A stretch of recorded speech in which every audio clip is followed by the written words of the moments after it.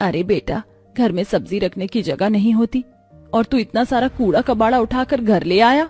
माँ, सब्जी मंडी में एक दुकानदार इसे फेंक रहा था तो मैंने ले लिया। मैं इसे कबाड़ी को बेच दूंगा, हाथ में 2 पैसे ही आएंगे। ये लो रेशमा, ये सारी रद्दी तुम कहीं घर में रख दो, कल सुबह ही बेच कर आ जाऊंगा। रेशमा वो सारी रद्दी उठाकर घर में रखने लगती है। तभी उसकी नजर कुछ किताब पर पड़ती है और वो उनमें से कुछ किताबें छांटकर अपने परिवार से कहती है, अरे इतनी महंगी महंगी किताबें भला कौन रद्दी में फेंक सकता है? आप जानते हैं कि एक किताब 1500 की आती है। बहू, आखिर ये ऐसी कौन सी किताब है जो इतनी महंगी बिकती है? माँ जी, ये गवर्नमेंट जॉब की तैयारी के लिए किताबें हैं। इन किताबों को वो स्टूडेंट पढ़ते हैं जिन्हें आईएएस ऑफिसर बनना होता है। ये किताब ना होने की वजह से मैंने अपने सारे सपनों को मार दिया। शादी से पहले मैं भी आईएएस ऑफिसर बनना चाहती थी, पर हमारी गरीबी लाचारी की वजह से मेरा सपना अधूरा रह गया। बहू, ये तो बहुत अच्छी बात है। अगर तुम्हारा यही सपना है तो तुम अपने सपने को पूरा करना। हाँ बहू, हम तुम्हारे साथ हैं। हम सब्जियां बेचकर अपनी बहू को आईएएस ऑफिसर की तैयारी करवाएंगे। अब तुम्हारे पास किताबें हैं, तुम आराम से पढ़ सकती हो। बस तुम हमें ये बता दो कि और क्या चाहिए तुम्हें। इतना बोलकर सुमित्रा अपने काम में लग जाती है और रेशमा उन किताबों को खोलकर देखने लगती है। अब इसी तरह कुछ दिन बीत जाते हैं और रेशमा अपनी सास के साथ बाहर बैठकर पढ़ाई करती है और ये देखकर उसकी अमीर पड़ोसन, अरे सुमित्रा सब्जी बेचने के साथ साथ अपनी बहू के हाथ में किताब क्यों पकड़ा रही है? अरे उसे भी सिखा सब्जियां कैसे तौली जाती है। भला इस उम्र में बहू को पढ़ाकर क्या दिखाना चाहती है? बहन, मेरी बहू आईएएस ऑफिसर बनना चाहती है और मैं तो बस अपनी बहू का सपना पूरा करना चाहती हूँ। और जब मैं हूँ सब्जी बेचने के लिए तो मेरी बहू को क्या जरूरत है सब्जी तौलने की? बुरा मत मानना बहन, पर इंसान की जितनी चादर हो उतना ही पैर फैलाना चाहिए। कभी भी गरीब इंसान आईएएस ऑफिसर नहीं बन सकता। आईएएस ऑफिसर तो मेरी बहू ही बनेगी। ये तुम्हारी गलतफहमी है शांति बहन। देखना, मेरी बहू आईएएस ऑफिसर बनकर ना सिर्फ हमारा बल्कि पूरे गांव का नाम रोशन करेगी। सुमित्रा की ये बातें सुनकर शांति को बहुत गुस्सा आता है और वो घर में जाती है और अपनी बहू को आराम से टीवी देखता देख उसका गुस्सा बढ़ जाता है और वो टीवी बंद कर देती है और अपनी बहू के हाथों में किताब थमाकर उससे कहती है, देख रही है बहू, ये मोटी मोटी महंगी महंगी किताबें। ये किताबें मैंने इसलिए खरीदी थी ताकि मैं अपने बच्चों को पढ़ा लिखा सकूं, पर भगवान ने तो मुझे बेटी ही नहीं दी और बेटे ने भी अपने मन की इसीलिए अब तू मेरा सपना पूरा करेगी। मैं चाहती हूँ कि हमारे घर से कोई तो हो जो आईएएस ऑफिसर बने और तू इतनी पढ़ी लिखी है, तू इस ऑफिसर की तैयारी कर। पर माँ जी, मैंने आपको पहले ही बोला था, अब मेरा पढ़ाई में बिल्कुल भी मन नहीं लगता। मुझे नहीं करनी पढ़ाई। मन नहीं लगता तो मन लगा बहू। तुझे मेरा सपना पूरा करना है और इस गरीब सुमित्रा को दिखाना है कि आईएएस ऑफिसर गरीब की बहू नहीं बल्कि अमीर की बहू बनेगी। शांति जबरदस्ती अपनी बहू को आईएएस ऑफिसर की पढ़ाई करने को बोलती है। समय यूं ही बीतता है और एक दिन, माँ, आज जब मैं सब्जी बेच रहा था तो मेरे ठेले पर कुछ स्टूडेंट्स आए थे और वो ट्यूशन की बात कर रहे थे। हम भी तो अपने रेशमा को ट्यूशन नहीं भेजते तो फिर वो एग्जाम कैसे पास करेगी? साहिल जी, मुझे ट्यूशन की जरूरत नहीं है और आप लोग सब्जियां बेचकर मेरे पीछे इतने पैसे नहीं खर्च कर सकते हैं। इसलिए मैंने सोचा है कि मैं सेल्फ स्टडी करूंगी और इंसान सेल्फ स्टडी से भी बहुत कुछ कर सकता है। और अब तो फोन नाम की भी चीज है। अगर आपको मेरे लिए कुछ करना है तो मुझे एक स्मार्टफोन दिला दीजिए ताकि मैं यूट्यूब से पढ़ाई कर सकूं। रेशमा का ससुराल काफी गरीब था। वो लोग सब्जियां बेचकर जैसे तैसे अपनी रोजी रोटी कमा रहे थे। इसी बीच उन्हें फोन की बहुत ज्यादा जरूरत थी। इसलिए अब सुबह से शाम तक न सिर्फ साहिल और रेशमा के ससुर फेरी लगाते बल्कि रात को बाजार में भी सब्जियां बेचते हैं। तो वहीं घर के बाहर सुमित्रा भी सब्जियां बेचती है। माँ जी, आप सुबह से शाम तक बस यहाँ बैठकर सब्जियां बेचती हैं। आप थोड़ा सा आराम कर लीजिए और अंदर आकर खाना खा लीजिए। सब्जियां मैं बेच लूंगी। नहीं बहू, हम तेरे फोन के लिए कम से कम 10,000 15,000 रुपए जमा करने हैं और वो तभी तो होगा जब हम दिन रात सब्जियां बेचेंगे। तू जाकर पढ़ाई कर। 2 दिन बाद फॉर्म निकलने वाले, फिर तू मेरे साथ दुकान पर चलना, हम तेरा फॉर्म भरवा कर आएंगे।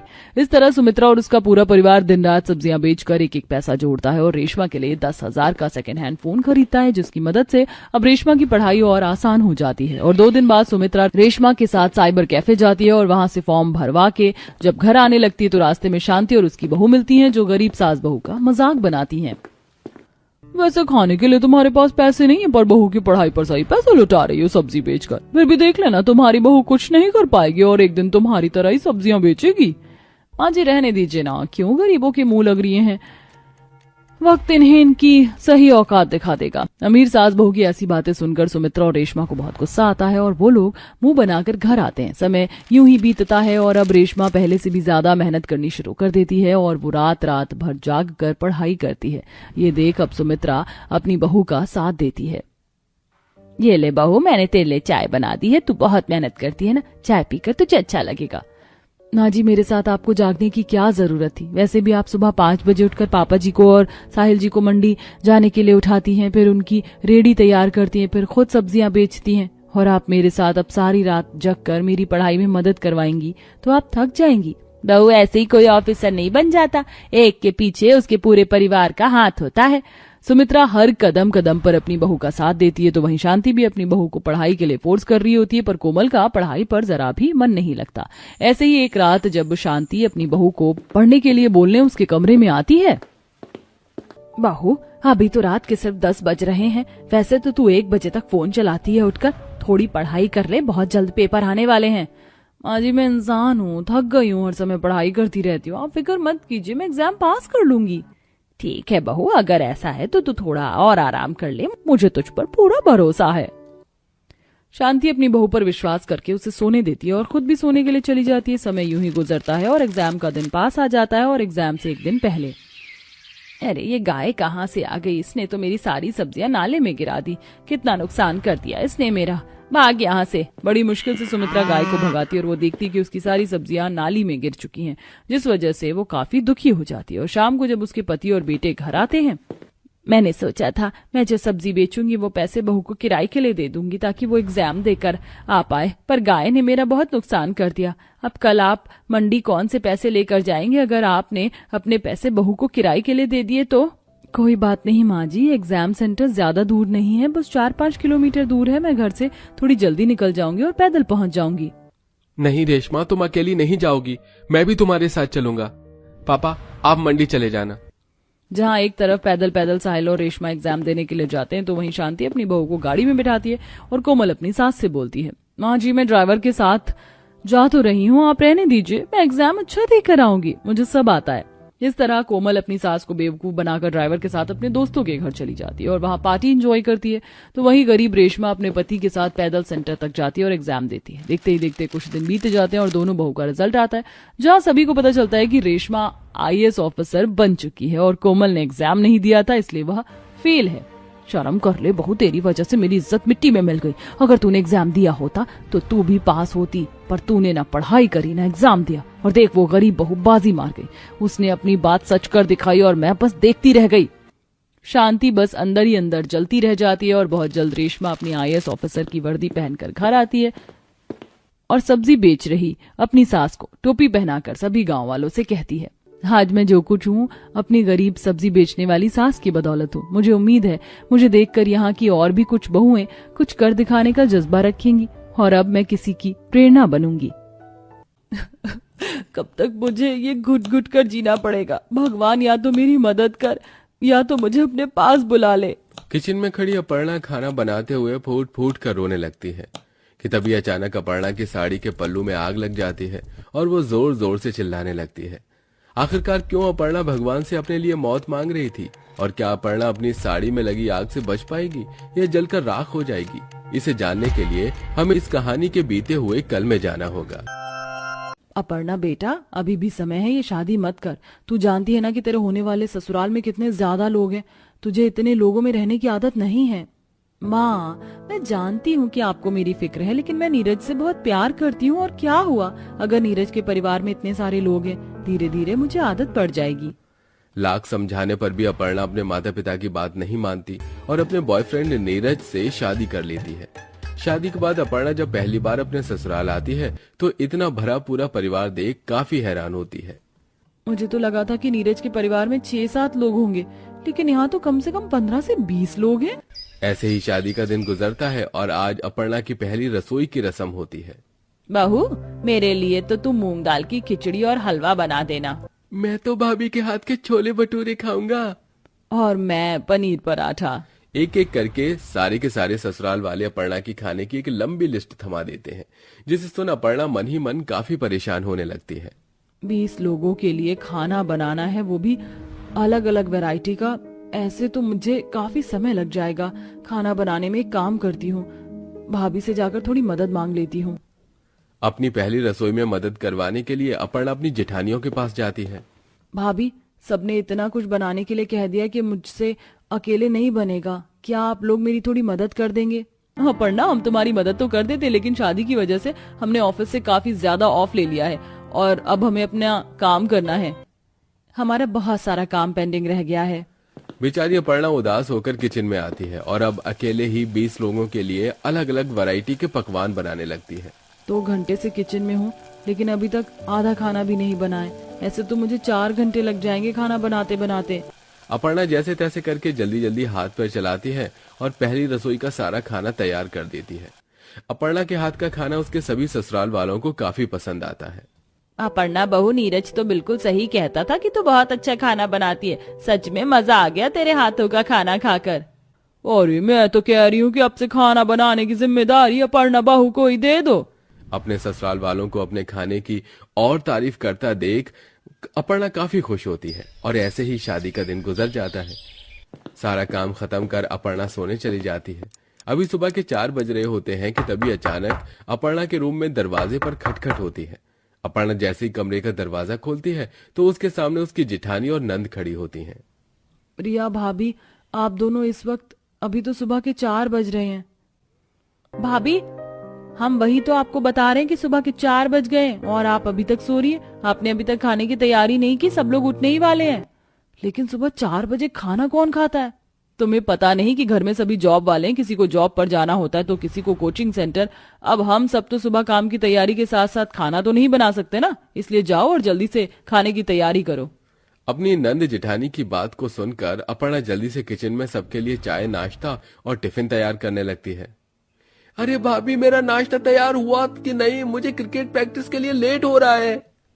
अपर्णा, मेरी चाय कहाँ है? जल्दी लाओ। भैया, आपकी चाय और सोहम तुम्हारा नाश्ता।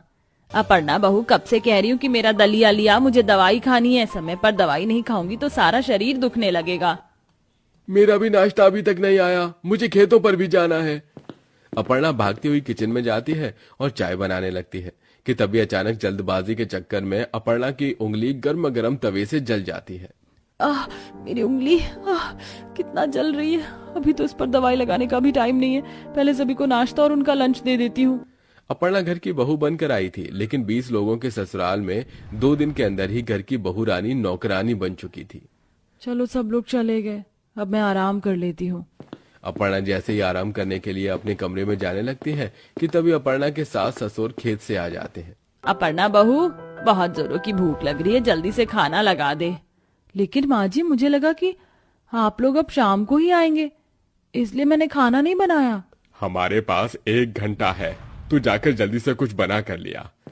सास ससुर को खाना देकर अपर्णा थोड़ी देर बैठती है कि तभी अपर्णा की नंद और देवर अपने अपने क्लास से आ जाते हैं। भाभी, बहुत जोरों की भूख लग रही है, मेरे लिए चीज सैंडविच और व्हाइट सॉस पास्ता बना देना। सुबह 4 बजे की उठी अपर्णा रात के 1 बजे तक भी चैन से 2 मिनट बैठ नहीं पाती और मुश्किल से 2-3 घंटे की नींद लेकर अपर्णा फिर से सुबह 4 बजे उठ जाती है। सारा शरीर दर्द कर रहा है, आंखों में नींद भी भरी हुई है। बनाने वाली 1 बहू और खाने वाले 20 लोग, इसके बावजूद भी एक भी घर का सदस्य अपर्णा की खाना और नाश्ते बनाने में जरा भी मदद नहीं करता था। खाना बनाने के साथ साथ घर के काम की जिम्मेदारी भी अपर्णा पर आ चुकी थी। रिया, मेरी तबीयत मुझे कुछ ठीक नहीं लग रही है। क्या आज रात तुम खाना बनाने में मेरी थोड़ी मदद कर दोगी? मैंने सब्जी बना दी है, सिर्फ रोटियां ही बनानी है। भाभी, आपको दिखाई नहीं देता हम अभी थक कर आए? अगर आपके होते हुए भी हमें बाहर के काम के साथ साथ घर के काम भी करने होंगे तो आपके रहने का क्या ही फायदा।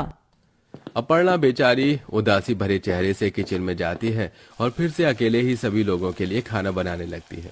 इस 1 महीने में अपर्णा की हालत काफी ज्यादा खराब हो गई थी। अपर्णा का आधे से ज्यादा दिन किचन में सभी के लिए खाना बनाने में नहीं निकल जाता था, जिसके चलते अब अक्सर अपर्णा से खाना बनाने में काफी गलती होने लगी थी। अपर्णा, ये कैसी सब्जी बनाई है तुमने? बिल्कुल भी नमक नहीं है। शादी से पहले तो तुम इतना अच्छा खाना बनाती थी, अब क्या हो गया तुम्हें? चाची, आपने मेरी चॉकलेट शेक में भी कितनी चीनी डाल दी है, मुझे नहीं पीना ये। बहू, हम कौन सा तुझसे बाहर के काम करवा रहे हैं जो तू घर में रहकर भी हम सबके लिए ढंग का खाना नहीं बना पा रही है। सभी अपर्णा की हालत को समझने की बजाय उसे ही ताने देते रहते हैं। ऐसे ही समय गुजरता है। अपर्णा हर रोज की तरह किचन में थके हारे शरीर के साथ नींद भरी आंखों से खाना बना रही होती है कि तभी बाहर तेज हवा चलने लगती है। तेज हवाओं के चलते किचन की खिड़की में लगा पर्दा सीधा जल रही गैस की तरफ जाने लगता है और अचानक उस पर्दे में आग लग जाती है, जिस पर अपर्णा का बिल्कुल भी ध्यान नहीं जाता। अरे, मैं तो हलवे में ड्राई फ्रूट डालना ही भूल गई। जल्दी से ड्राई फ्रूट काट लेती हूँ। अपर्णा किचन की दूसरी स्लैब पर खड़े होकर ड्राई फ्रूट काट कर रही होती है कि तभी पर्दे में लगी आग धीरे धीरे किचन में फैलने लगती है और सीधा जाकर अपर्णा की साड़ी के पल्लू में लग जाती है। जलने की बदबू सूंघ अपर्णा जैसे ही पीछे देखती है। बचाओ मुझे, बचाओ, आग लग गई है किचन में। अपर्णा की चिल्लाने की आवाज को सुनकर हॉल में बैठे सभी लोग किचन में भागे भागे आते हैं। हे भगवान, ये क्या? नीरज जल्दी से पानी लेकर आता है और अपर्णा की जलती हुई साड़ी के पल्लू पर पानी डालकर आग बुझा देता है। वहीं घर के बाकी लोग भी किचन में लगी आग को बुझा देते हैं। इतना सब कुछ होने के बावजूद भी अपर्णा के ससुराल वाले उसका हाल पूछने के बजाय उसे ही ताने देते हैं। अपर्णा बहू, तेरा ध्यान कहाँ था? अगर हम लोग नहीं आते तो पता भी है क्या हो सकता था। जलकर मर जाती तू और सभी को लगता कि हमने अपनी बहू को जला कर मार दिया। इतनी भी लापरवाह होना सही नहीं है। अपनी सास की ऐसी बातें सुन अब अपर्णा अपने दुख को अपने अंदर और नहीं रख पाती। सारी मेरी ही तो गलती है जो मैं सुबह 4 बजे से उठकर रात के 12 बजे तक आप सभी के लिए खाना बनाती हूँ, आपका काम करती हूँ, नौकरानी की तरह आपके इशारों पर नाचती हूँ। आप तो मुझे बहू बनाकर लाए थे ना, लेकिन मैं कब नौकरानी बन गई मुझे पता ही नहीं चला। सभी को सिर्फ अपना काम दिखता है, कभी किसी को मेरी मेहनत नजर नहीं आती। क्या हुआ अगर मैं बाहर जॉब नहीं करती? घर में जितना काम आप मुझसे करवा रहे ना, उतना तो आप लोगों ने अपनी जिंदगी भर में नहीं किया होगा।